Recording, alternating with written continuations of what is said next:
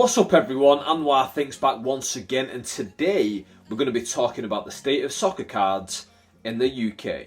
The soccer card market is quite an interesting one because, as we all know, it is dominated by the USA and to a slightly lesser extent Canada, but mainly in the North American market, because as far as sports cards go, it's a North American hobby for the most part, but soccer itself is massive all around the globe and then to a lesser extent in the USA. So you've got this massive potential audience all around the globe, but it's dominated by the USA. I think things are changing, and I'm going to break down in this video what I think of the current UK scene and where I think it could be in a few years' time. Right, so let's break down the numbers for a second. In the United Kingdom, there's roughly 67 million citizens. It's estimated that 45% of those are soccer fans, which leaves us with 30 million soccer fans on this small island that we call the United Kingdom. But that doesn't strictly transfer over to soccer cards just yet. The most common type of card in the UK are the TCG, stuff like your Panini Adrenaline and your Topps Match Attax cards. And the reason why these are the most popular are because they're the most common, they're the most widely available, they're also very affordable. You can walk into any supermarket, find them on the shelves for £1 per pack. You can also find multiple different items. You can find the tins, you can find the multi-packs. The collectability aspect is at a very low level financially, so any child can get into it, and that's kind of what it's become. It's become a child's pastime. Now, that's basically how this also started in America with, you know, the cards in the cigarettes. The parents would get the cigarettes and give the cards to the kid. Granted, but what's happened over time is, because the cards have been going for so long and consistently for so long in America, is that people who were children originally collecting have graduated onto the mid-end products and then the higher-end products if they can afford it, or if they're that invested in collecting cards. Whereas the same thing hasn't happened yet in the UK. For example, when I was a kid, you could get the Hasbro squad cards, but those were just a set pack. I don't think you could get them in specific packs where you didn't know what you were getting.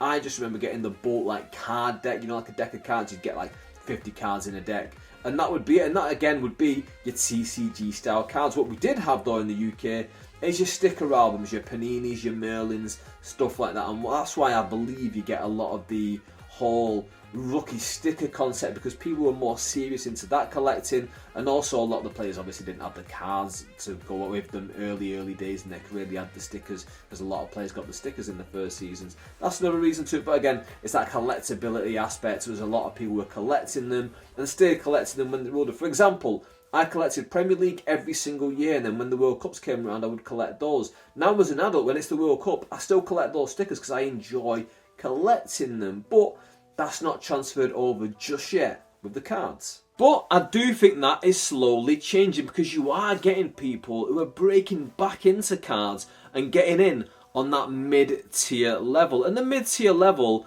is affordable, but also there's a nice chase aspect to it. And what's happening is Topps are releasing these sets and they basically sell out straight away. So for example, the Merlin Heritage 97, which is due soon, I remember buying 3 boxes of that straight away and having that need in me to, and that FOMO of, I don't want to miss out on this, I want to make sure I get these cards and I'm going to get them straight away.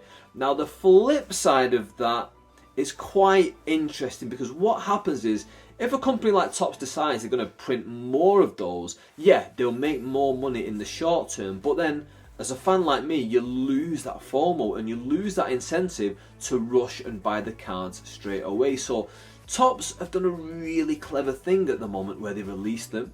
It's a limited print run. Everyone rushes to get them, and if you get them, you're buzzing, and if you don't get them, you're a little bit green with envy, and you think, you know what, I can't wait to get them next time. So they've got this nice little business model. I think as sets go on, they're going to release slightly more. They're going to see what the desires are of the fans, how many they can sell, and I think they're going to print just under the demand. And I think if you can print just under the demand, you're really going to nail things, because most people can get it. You create that FOMO, you create that sense of missing out, so people want the next product straight away. And this is something that a lot of people that aren't collectors aren't used to, the fact that you want something and it's not just readily available. So a lot of people, they get quite angry with it, but honestly, it is better off this way, because let's just say whatever card you're after, the Haaland Superfractor, The only reason everyone wants that is because it's a one of one. You could make a Haaland patch autograph card, and if you make 1 million of them, the value of it will be £3. It will have no value basically whatsoever. However, if you make one, you just call it a super frats. You don't even need an autograph on there. You don't even need a patch on there. Straight away, everyone wants it because that is the rare one. Especially if you put it in a set like Immaculate, which is more of a high-end product, everyone's like, wow, I need that Haaland one of one. I'm willing to pay thousands for it. But again, look at the Match Attax Haalands. There's so many of them out there. I mentioned before how readily available these cards are. Those Champions League Match Attax, there'll be so many Haalands floating about. The value of it will be £1 because there's so many of it. So they're very good at creating this interest, and I think a lot of people are getting onto it, and they are getting with, do you know what? I get it. You want the product to be a little bit rarer and a little bit harder to get hold of because, yeah, fair enough. If I can't get hold of it, that's fair.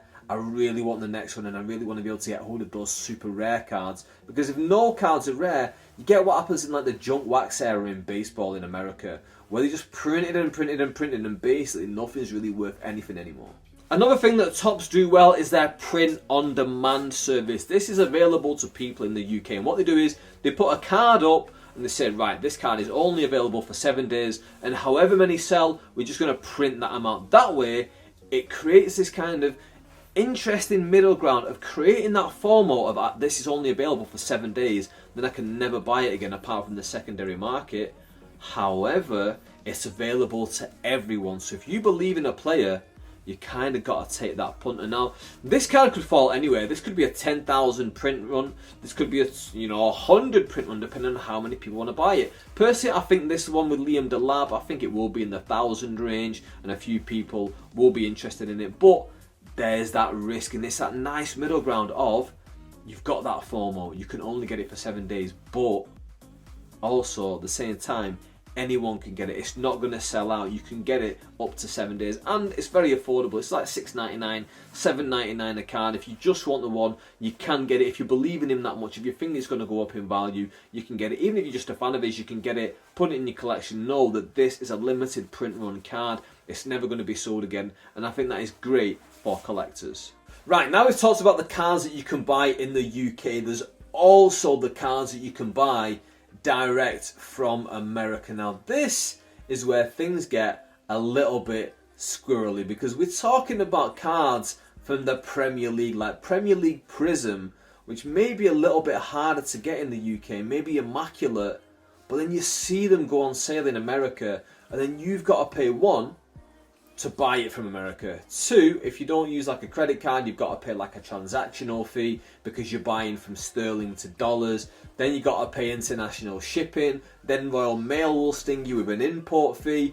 That's just to get the box. So as Americans are getting it at that base price, already your price is going up and up and up. And then if it arrives in the UK damaged, you're probably going to be eating the costs. You open it up, not got what you want in there, you're playing a very risky game with a lot of these sets that you want from America. It's not just soccer as well.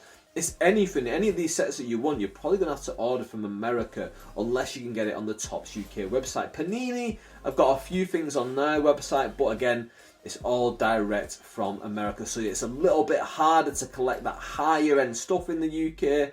But if you're willing to take that risk, that opportunity is there to do that as well.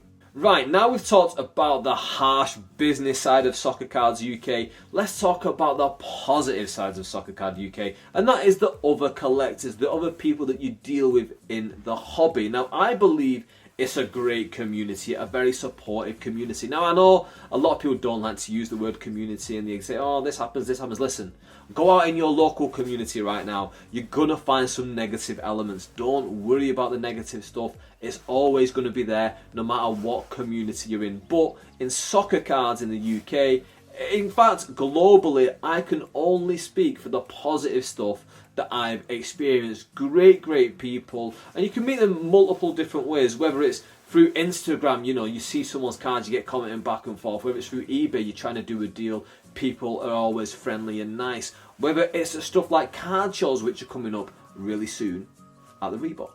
Now, I wanted to get this video out quickly before Saturday, because this Saturday is the Northern sports cards show at the Reebok Stadium in Bolton. Well, it's now called the University of Bolton Stadium, but you know the one that I mean. If you aren't already and you are in the local area, go and get a ticket. It's about 12 quid, but I think it's going to be a really good day. And listen, I don't have a horse in the race. I want it to succeed because, listen, I'm from Bolton and I would love a card show to always be here on my doorstep. But besides that, I just want to get involved. I want to go there, have a good time, see some of the high-end stuff that's about, see some of the sealed product that I might want to dip my toes into, but also try and get some good deals because people are going to be selling there. They don't have to pay you shipping. They don't have to pay fees because they're there in person. They can give you a better deal there. And I'm looking to go there and I want to fill my boots, trust me. So if you're going there, hit me up. If you recognise me, I'm going to be vlogging it, by the way. So hit me up. Let's film something together. Let's get you on camera talking about your purchases and stuff like that. Either way, I'm buzzing for that. I've been talking about community, but what kind of a community member would I be if I didn't mention some of the other people in the hobby in Soccer Cards UK? So let me run through a few here. Go and check them out. Let them know Anwar Think sent you, and let's spread a bit of that positivity. Let's really get that community vibe going. So first one, Northern Sports Cards. He's the guy who's going to be running the show at the Reebok this coming Saturday. Like I say, if you haven't already, go and get your tickets. And there's Adam Pybus. He's moving to Australia soon. In fact, he's moving this week, I think. So he's kind of leaving the UK, but he's one of our own. So go check Adam Pybus out. Also, great first name. Come on. Then there's Sports Cards UK. There's also Trading Card Boss, who's very, very friendly. Comments a lot on these videos. I really, really appreciate that, mate. I try and go and watch as many of these people's videos as I can in my spare time and comment on them when I'm not doing my comedy and making my own videos. It is hard, but hey, we've all got a little bit of time for YouTube love, don't we? And Collectors FC as well, they're really good too. Right, I hope you enjoyed the video. The only reason that I made this video is because I want that community vibe, and I also want people who are getting into soccer cards to have a little bit of an introduction video where they can find this and just understand some of those nitty-gritty details that's hard to figure out when you get into a hobby, especially if you're from the UK. It's really hard to figure out. All you see on the shelves is stuff like Match Attacks and Panini Adrenaline. Hopefully you start to see Score on the shelves and we start to break a little bit more into that mid-range products, but hey, fingers crossed on that one. But yeah, let me know what you think in the comment section down below. Mash that like button in if you haven't already. Please hit the subscribe button down below. Ding that notification bell. That way, every time I make a video, you will be the first person who hears about it. And with that, I am out. Thank you very, very much for watching.